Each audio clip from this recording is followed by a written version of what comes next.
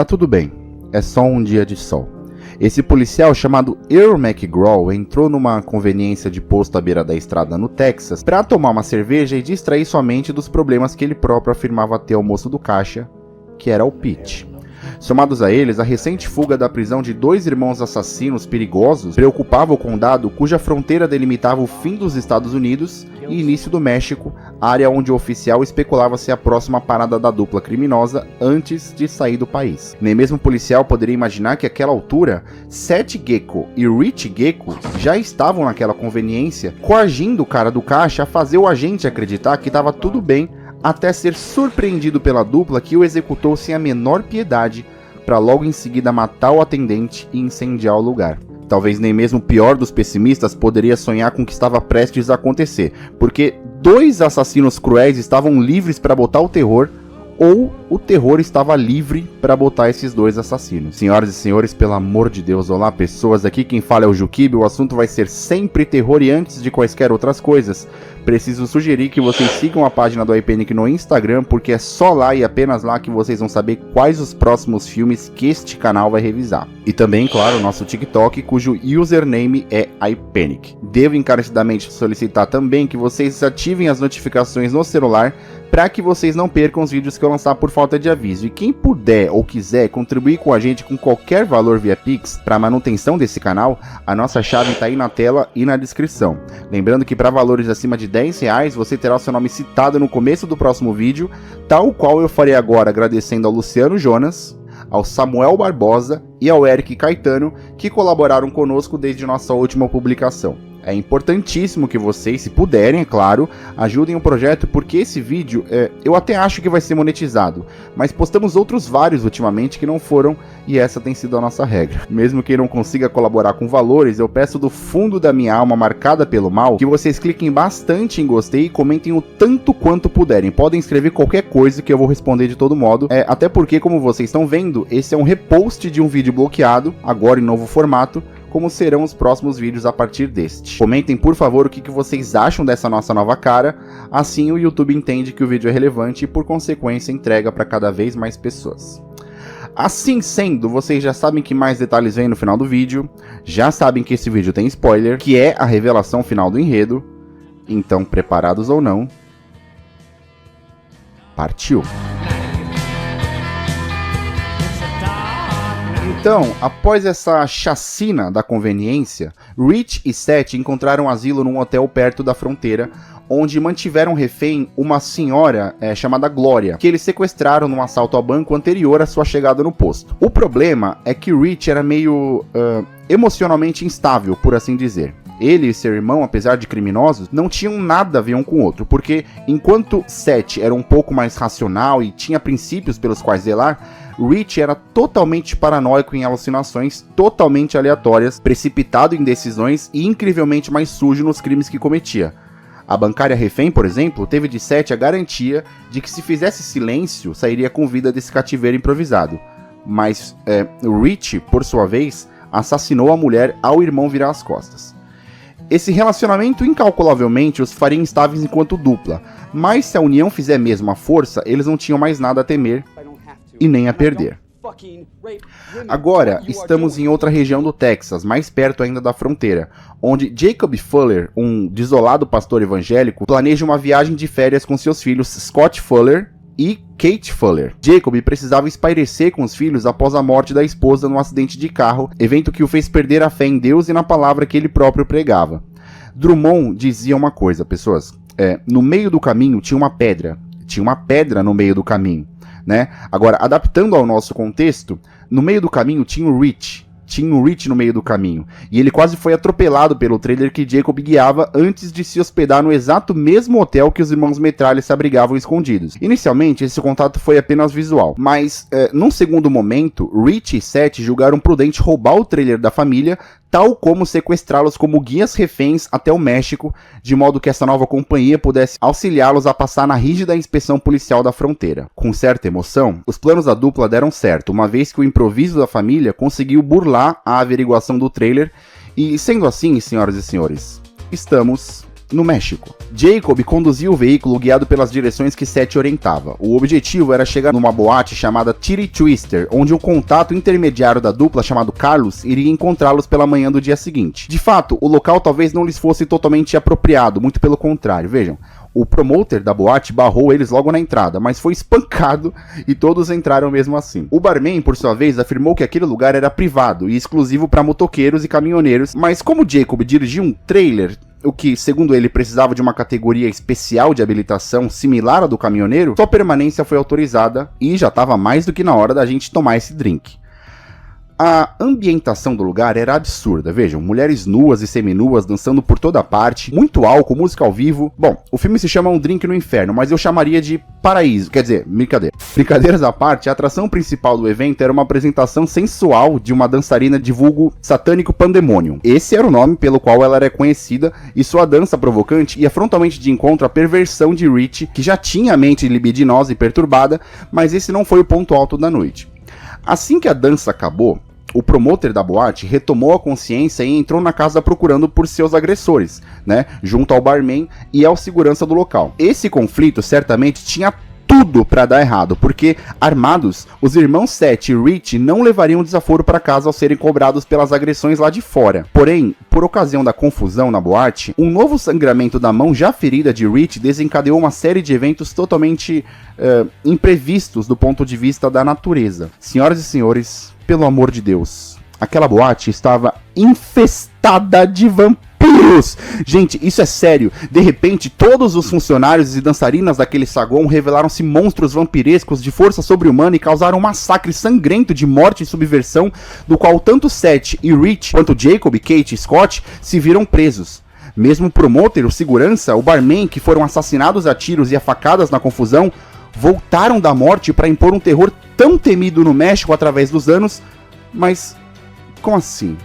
Bom, a cultura asteca tinha uma mitologia muito rica, né? Sobretudo de entidades sobrenaturais. São vários os exemplos de deuses que essa civilização mantinha em seu quadro de crenças, mas tanto quanto deuses, haviam entidades do mal. Uma dessas entidades chamava-se Cihuatétl, que eram espíritos demoníacos que se tornavam as mulheres grávidas que morriam durante o parto. Acreditava-se que essas entidades guiavam o amanhecer a leste até o pôr do sol no horizonte oeste, tornando-se, em terra, criaturas da noite, sobre as quais foram associadas práticas de rapto de jovens crianças e indução masculina ao adultério, uma vez que eram demônios mulheres condenadas àquele inferno pela morte durante o nascimento de seu filho. Uma das evidências que encontramos é esse artigo no site da Met Museum, que cita, entre outras coisas, abre aspas, 4 deusas quase idênticas estão alojadas na coleção do Museu Nacional de Antropologia na cidade do México, cada uma sendo diferenciada apenas pelo glifo de data gravado em sua cabeça. E, junto com o visto aqui, pode ter originalmente formado um conjunto. Fecha aspas, e o filme, no exato instante 1 hora, 3 minutos e 43 segundos de duração, ele de fato mostra 4 mulheres caídas e mortas, dispostas de forma simétrica, que acredito fazer referência ao artigo citado, baseado nessa mitologia mexicana milenar bastante rica.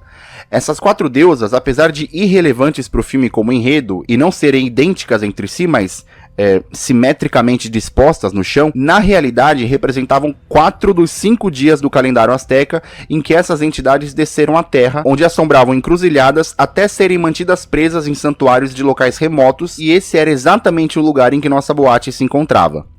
O lobby da boate, portanto, pessoas, estava infestado de vampiros famintos que não se satisfaziam somente de sangue humano, mas de sua carne também. No inicial sintoma dessa chacina, Rich foi morto a primeira vez pelo iminente ataque da vampira monstruosa que se tornou a dançarina, que o seduziu anteriormente, e as mortes subsequentes foram se empilhando nos balcões do bar, nas mesas caídas e no chão ensanguentado. Por sorte, Seth, Jacob, Scott e Kate ganharam a ajuda providencial de 2 badasses, que eram o Sex Machine e o Frost, dos quais a expertise no combate corpo a corpo serviu-lhes como uma luva no confronto contra aqueles vampiros de outro mundo. Então, boa parte dessa nossa história se faz nesse saguão principal da boate, onde o quarteto de homens, excetuando-se pelo Scott, que era um pouco mais jovem, fizeram uma verdadeira limpa naquelas criaturas, e aqui é importante relembrar um pouco da mística do vampiro. Pessoas, como se mata um vampiro? Né? Com um tiro? Com veneno de rato? Talvez com sei lá, um amor não correspondido?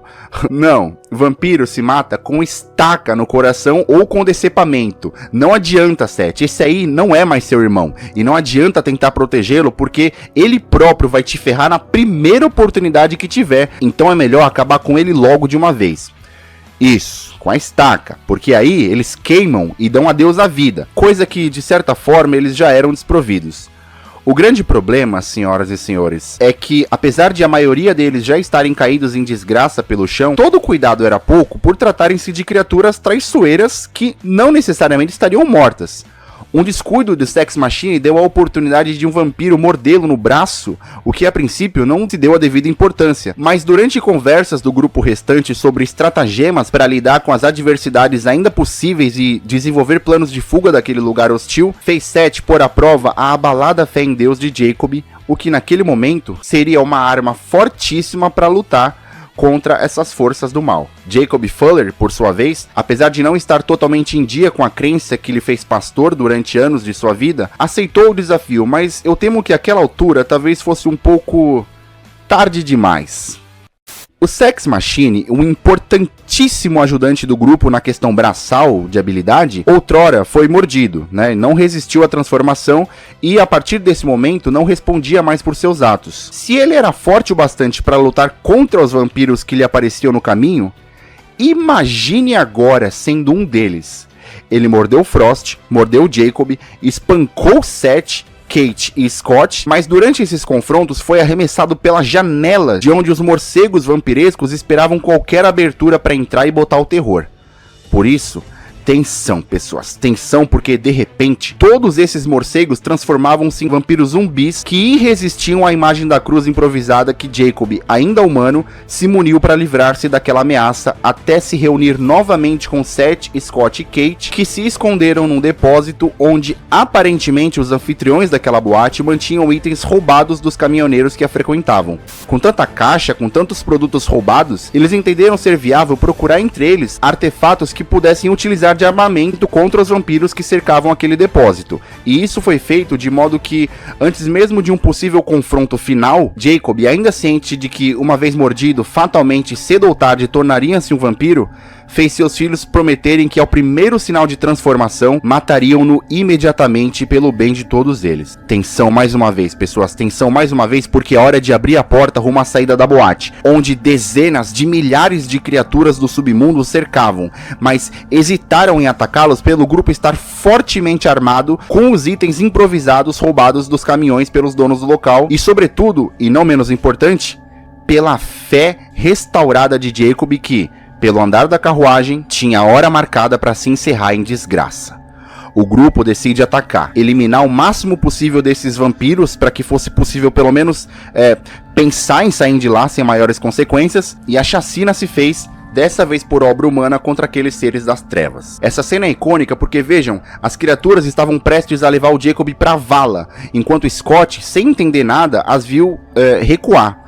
Com seu pai de costas para ele, ele não podia ver, mas os vampiros desistiram de atacá-lo porque naquele instante Jacob já era um deles, e como prometido pelo filho, Scott não hesitou em atirar uma bela bala em sua cabeça, mas não antes de ser mordido pelo próprio pai. Entretanto, após o disparo, ainda de aura humana, Scott foi pego. Tá? Esses vampiros capturaram-no e fizeram dele o banquete do Dia das Mães até que Kate acabasse com a festa deles, o que também significava sacrificar ao próprio irmão.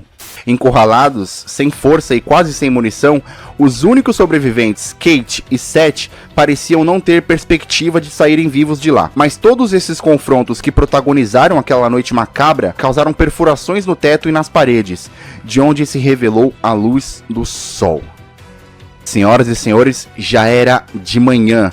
Percebendo os pequenos feixes de luz atravessando a boate através dos furos, eles tiveram a ideia de gastar pouca munição restante com esse objetivo, porque todos sabem que vampiros não são tão fãs de ir à praia no sol a pino. Ao mesmo tempo, o contato intermediário com quem Seth iria se encontrar pela manhã daquele dia, na boate, chegava no local e batia a porta procurando por ele, o que era providencial ao casal ainda vivo lá dentro, que viu a chance oportuna de fugir de lá ao Carlos arrombar a porta do clube, levando a luz de encontro ao reflexo do globo, distribuindo a morte para cada uma daquelas criaturas das sombras que os estavam por aparvalhar. Assim, pessoas, termina esse pesadelo sinistro de morte, sangue e mutilação. Seth negocia o valor com Carlos para buscar asilo numa cidade mexicana chamada El Rey, uma vez que era procurado pelo FBI na figura do agente especial Stanley Chase, e para onde Kate sugeriu fazer companhia ao fugitivo, o que foi logo descartado. No fim das contas, pessoas, eu sei que vocês curtem tomar uma cervejinha no fim de semana, uma vodka com algum tipo de mistura duvidosa, né? Um whisky talvez, que era a paixão da minha vida, mas posso pedir um favor para vocês? Seja lá que tipo de bebida vocês forem tomar, pelo amor de Deus, nunca, mas nunca cogitem tomar um drink no inferno. Um Drink no Inferno, ou originalmente From Dusk Till Dawn, é o primeiro filme estadunidense da trilogia de terror trash, terrir, gore, zombie e sobrenatural com dose de ação Um Drink no Inferno, ou originalmente From Dusk Till Dawn, tendo essa primeira parte sido lançada em 96, produzida pela Dimension Films em parceria com a A Band Apart e Los Hooligans Productions, distribuída pela Miramax e evidentemente com selo bem R de classificação indicativa. Aos bolsos da bilheteria, a produção arranca 60 milhões de dólares espalhados pelo mundo, o que não foi tanta coisa assim para um filme desse porte e com esse elenco, mas que levou a crítica especializada, aliada ao redescobrimento do longa no mercado de vídeo, elevá-lo ao patamar de filme cult no horror, deixando bem claras as marcas de Tarantino, que escreve o roteiro, e de Robert Rodrigues, que dirige a produção. Não apenas isso, mas há de se reconhecer as claras referências iconográficas de George Romero na construção do vampiro como sendo um zumbi sanguinário, a era de monstros da Universal, que redescobre Drácula da literatura e transforma em filme, trazendo de volta as tradições do filme de vampiro que precisam ser levadas a sério, ainda que de forma pitoresca. Os especialistas também evidenciam a excelente escolha de elenco, colocando George Clooney como irmão de Tarantino, junto com Harvey Keitel e ainda jovem Juliette Lewis, e inclusive Tom Savini, que é mestre dos efeitos práticos e da maquiagem de horror, que interpreta o Sex Machine, Salma e John Saxon, uma mistura que tinha tudo pra dar errado, mas deu muito certo no fim das contas. Ao IMDb, o longa atinge a média de 7.2, ou seja, nota bem azul, e uma aprovação de 76% no Rotten, que são, vocês sabem, parâmetros populares de avaliação. Tamanha reverência e aprovação do público é excelente para quem monta e escreve uma obra, mas costuma ser doído para os fãs que precisam aceitar continuações e sequências desnecessárias, que é o caso de Um Drink no Inferno 2, lançado em 1999, que, apesar de também pertencer a Tarantino e Rodrigues, sua média já cai para 4.1 e 20% na avaliação popular, e um veredito mediano da crítica, que inevitavelmente o compara ao seu irmão antecessor. Deve ser dito também que o sucesso da produção deu origem a um seriado produzido pela própria Miramax, que, em parceria com a Netflix, parece ter sido um sucesso na recepção pública, que ao longo de 3 temporadas entregou uma média similar à sua obra de inspiração. Na minha singela avaliação, Um Drink no Inferno é um dos melhores filmes do gênero e pode criar controvérsia pelo modo como ele se apresenta. Muitos vão dizer que é ridículo, que os efeitos são toscos, que o negócio é engraçado, e eu até concordo com tudo isso, mas a gente precisa entender que ele foi feito para ser exatamente desse jeito, um filme tosco, engraçado, sanguinário e grotesco. Então, senhoras e senhores, podemos estar diante do melhor filme trash da história do horror. E por isso, comigo, Um Drink no Inferno 1 tem nota 10.